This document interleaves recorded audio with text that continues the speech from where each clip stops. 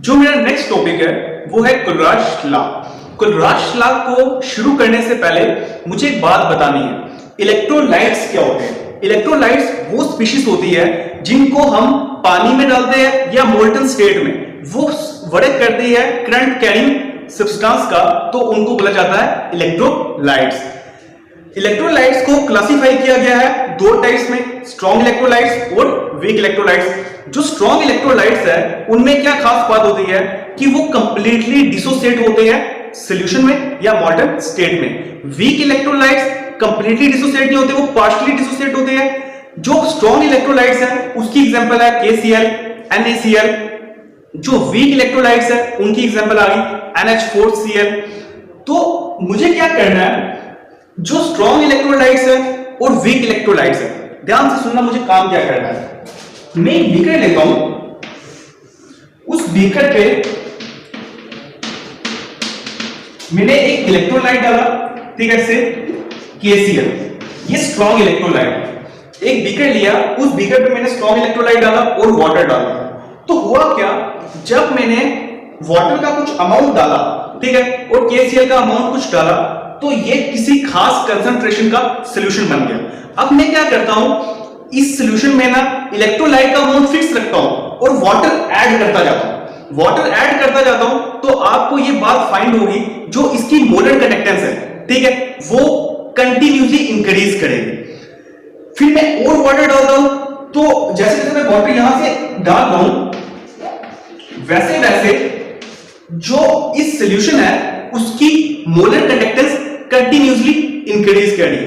मैं उस समय तक वाटर डालूं जिसके बाद फर्दर वाटर की एडिशन करने पर जो मोलर कंडक्टेंस है वो हो जाए अनचेंज।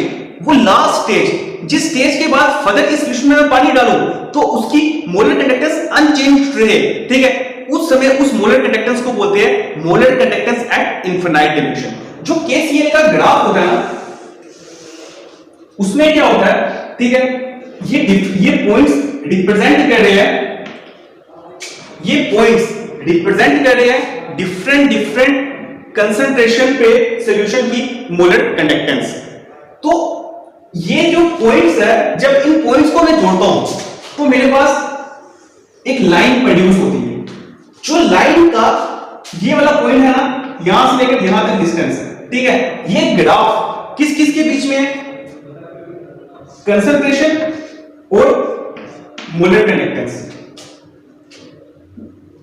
जो ये वाला यहां से लेकर यहां तक की जो मोलर कंडक्टेंस की वैल्यू होती है ना, जिसमें जो मोलर कंडक्टेंस का ग्राफ है, जो लाइन है वो कट करती है y एक्सिस को, उसको बोला जाता है molar conductance at infinite dilution, ठीक है, ग्राफिकली इस किस्म से बताया जाता है। ये जो मैंने ग्राफ प्रोड्यूस किया ना, ये मैंने हक्केल-उनसेगर इक्वेशन से प्रोड्यूस किया। वो इक्वेशन है lambda m is equal to lambda not m minus कोई कांस्टेंट रूट c। ये वो रिक्वायर्ड इक्वेशन है जिस इक्वेशन से मैंने ग्राफ प्लॉट किया। इस इक्वेशन के मुताबिक ये इक्वेशन एक स्ट्रेट लाइन की है। स्ट्रेट लाइन का मतलब इसको y = mx + c में लिख सकते हो। तो इसमें जो ग्राफ है वो लैम्डा m और स्क्वायर रूट ऑफ कंसंट्रेशन के अगेंस्ट प्लॉट किया गया। लैम्डा m को मैंने y एक्सिस में लिया और स्क्वायर रूट को मैंने x एक्सिस में लिया। तो इस इक्वेशन से, ठीक है, अकॉर्डिंगली y = mx + c, इस लाइन का जो स्लोप है वो -a है, फिर a इज अ कांस्टेंट और जो y इंटरसेप्ट है वो है लैम्डा नॉट m। इसलिए मैंने ये बात बोली, आप जब इस लाइन को एक्सटेंड करोगे y एक्सिस की तरफ, जिस पॉइंट पे ये लाइन उस y एक्सिस को काटेगी, ओरिजिन से वो y एक्सिस की उस पॉइंट तक जो डिस्टेंस होगा वो रिप्रेजेंट करेगा लैम्डा नॉट m को, मतलब molar conductivity at infinite dilution. जो ये वाली इक्वेशन है ना, ये होल्ड करती है सिर्फ और सिर्फ स्ट्रॉन्ग इलेक्ट्रोलाइट्स के लिए। जो वीक इलेक्ट्रोलाइट्स है ना, उनके लिए क्या होता है, जैसे NH4Cl, ये एक वीक इलेक्ट्रोलाइट है, अमोनियम क्लोराइड। जब मैं इसमें कंसंट्रेशन और लैम्डा m के बीच में ग्राफ प्लॉट करता हूं ना, तो मुझे पॉइंट्स मिलते हैं कुछ ऐसे।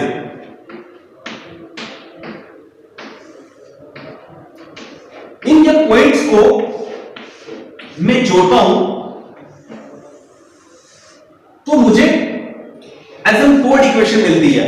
मतलब ये जो ग्राफ है ना, इस वाई एक्सिस को बहुत इंफिनाइट में कहीं काट रहा है। वो इंफिनाइट कौन सा पॉइंट है जिस पॉइंट में ये ग्राफ इसको काट रहा है, इस वाई एक्सिस को, वो हम नहीं बता सकते।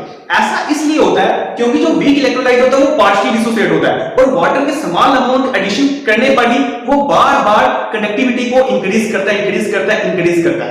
लेकिन स्ट्रॉन्ग इलेक्ट्रोलाइट के केस में, ठीक है, इलेक्ट्रोलाइट पूरा डिसोसिएट होता है। वाटर के कुछ अमाउंट डालने के बाद ही उसकी जो मोलर कंडक्टेंस है ना, वो कांस्टेंट होना शुरू हो जाती है। लेकिन वीक इलेक्ट्रोलाइट में ऐसा नहीं होता। मैं एक बात कंक्लूड करता हूं अपनी इन बातों से, जो स्ट्रॉन्ग इलेक्ट्रोलाइट्स होता है उसकी molar conductance at infinite dilution आप निकाल सकते हो, और उसके लिए निकालने का तरीका है ये वाली इक्वेशन। मतलब आप डिस्टेंस मेजर करो, ठीक है, जो वो line molar conductivity for strong electrolytes की काट रही है वाई एक्सिस पे, उसका डिस्टेंस ओरिजिन से कितना है, उस डिस्टेंस को मेजर करो, वो आपको मिल जाएगा lambda naught M, molar conductance at infinite dilution.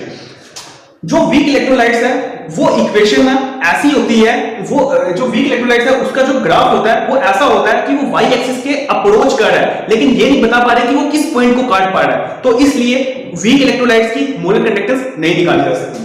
तो वीक इलेक्ट्रोलाइट्स की मोलर कंडक्टेंस निकालने का काम कुलराश ने क्या काम किया, इनफिनाइट डिल्यूशन पे वीक इलेक्ट्रोलाइट्स की मोलर कंडक्टेंस निकाल के दी। अभी तक मैंने आपको यह बात बताई, जो कुलराश लॉ है ना, उसने ना मदद की वीक इलेक्ट्रोलाइट की मोलर कंडक्टेंस निकालने की एट इनफिनाइट डिल्यूशन। कुलराश ने ये काम कैसे किया, मुझे वो बात बतानी है। कुलराश ने एक एक्सपेरिमेंट किया, उस एक्सपेरिमेंट का जो रिजल्ट था ना, उस रिजल्ट के ऊपर उसने सोचा, और उस रिजल्ट को सोच के जो कंक्लूजन निकाला, उस कंक्लूजन को राइट किया in the form of Kohlrausch law. उसका एक्सपेरिमेंट का रिजल्ट क्या था, ध्यान से सुनो। KCl NaCl, जो KCl है वो भी स्ट्रॉन्ग इलेक्ट्रोलाइट है, जो NaCl है वो भी स्ट्रॉन्ग इलेक्ट्रोलाइट है। तो इसकी molar conductance at infinite dilution, जो इनफिनाइट डिल्यूशन है ना, वो इस नॉट से रिप्रेजेंट की जा रही है। तो वो आप निकाल सकते हो इक्वेशन की मदद से जो आपके पास है, डी बाय ओस्टेंगर इक्वेशन।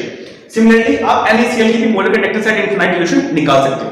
जब आपने molar conductance at infinite dilution इन दो इलेक्ट्रोलाइट्स की निकाली, तो आपको ये वैल्यूज मिली। इन वैल्यूज का जब उसने डिफरेंस किया, तो वो वैल्यूज का डिफरेंस आया 23.4। मतलब molar conductance of KCl at infinite dilution minus molar conductance of NaCl at infinite dilution is equal to 23.4। Similarly उसने क्या काम किया, KNO3 वो भी स्ट्रॉन्ग इलेक्ट्रोलाइट और NaNO3 वो भी स्ट्रॉन्ग इलेक्ट्रोलाइट, तो उसने वापस से वो डी बाय ओस्टेंगर इक्वेशन इस्तेमाल की और इनकी मोलर कंडक्टेंस निकाली है इनफिनाइट डिल्यूशन। तो इसकी वैल्यू मिली 140.5, ठीक है, और इसकी मिली 121.6।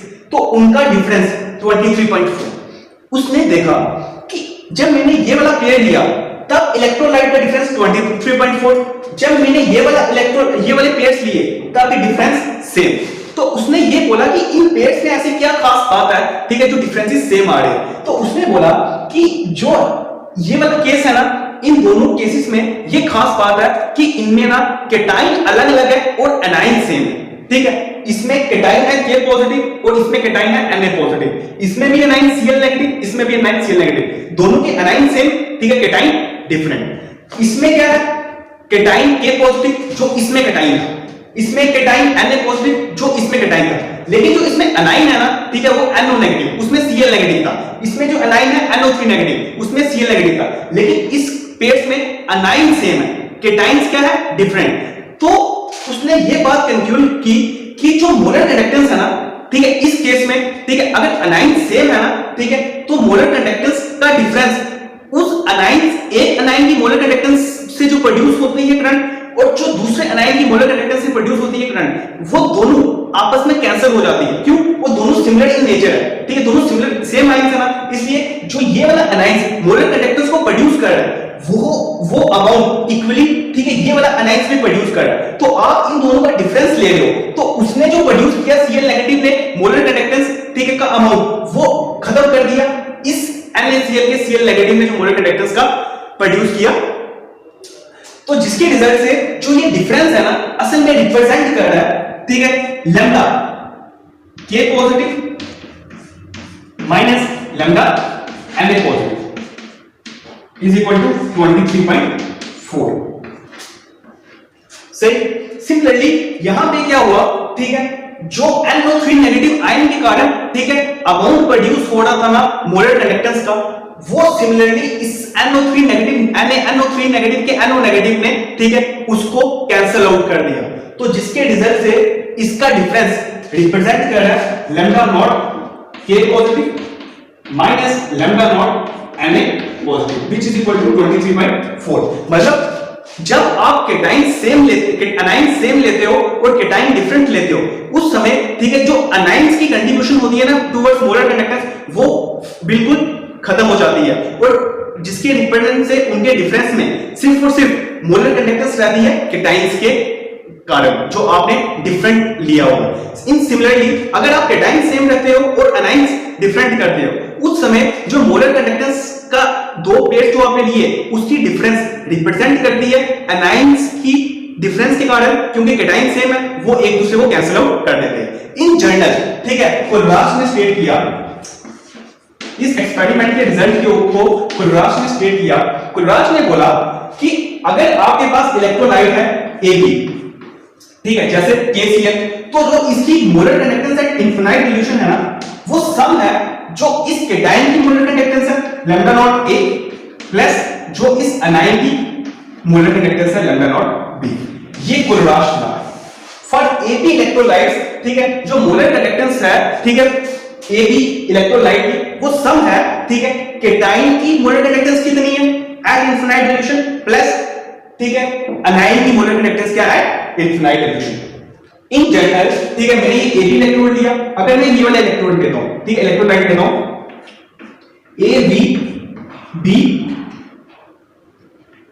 BQ, ठीक है, तो इसके लिए lambda not M V A N positive A plus Q B M negative, ये जनरल स्टेटमेंट है।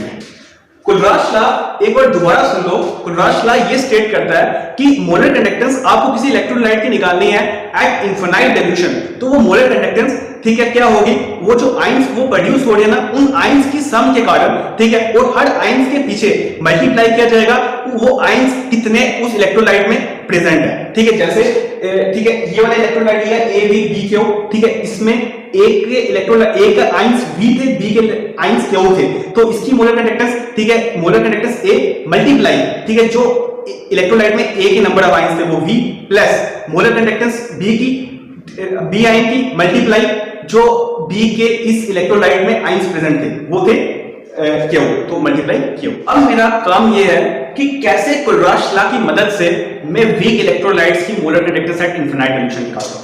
देखो, जो ये है CH3COOH, मुझे इसकी मोलर कंडक्टेंस निकालनी है एट इनफिनाइट डिल्यूशन। जो ये एसिटिक एसिड है, ये एक वीक इलेक्ट्रोलाइट है, तो अब मैं इसकी मोलर कंडक्टेंस कैसे निकालूंगा कुलराज लॉ की मदद से।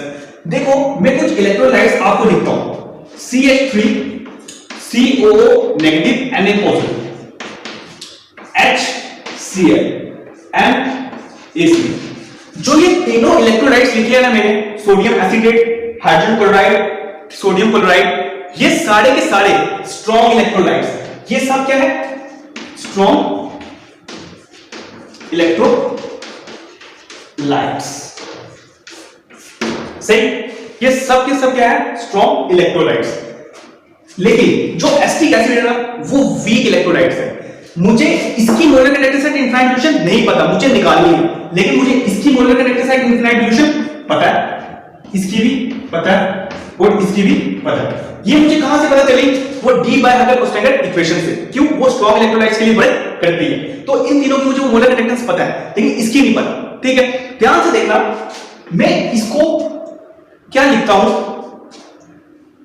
लैम्डा नॉट CH3COO नेगेटिव, सही, plus lambda nought H,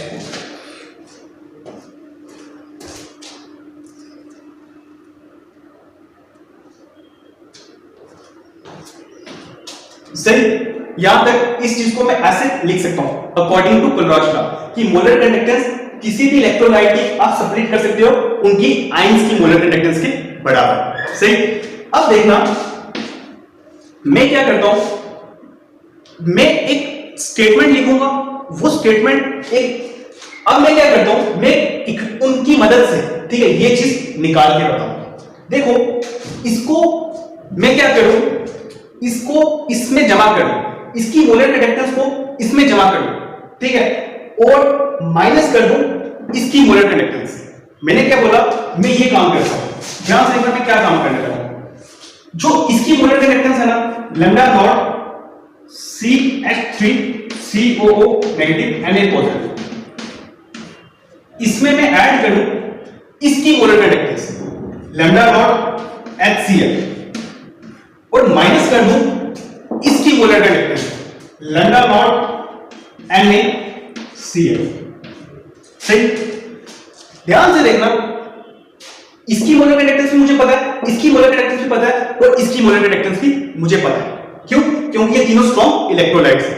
according to Kulraj इसको मैं लिख सकता हूं, ठीक है, इस चीज को मैं लिख सकता हूं लैम्डा नॉट CH3COO नेगेटिव इस anion plus lambda not Na positive.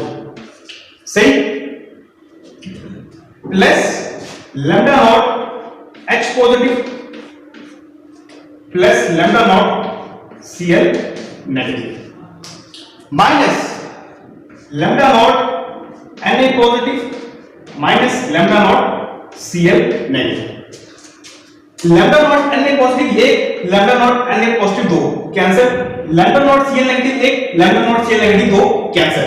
तो मेरे पास पीछे क्या रह गया, lambda nought CH3COO negative.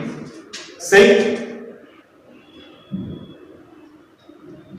Negative, सही, plus lambda nought H positive.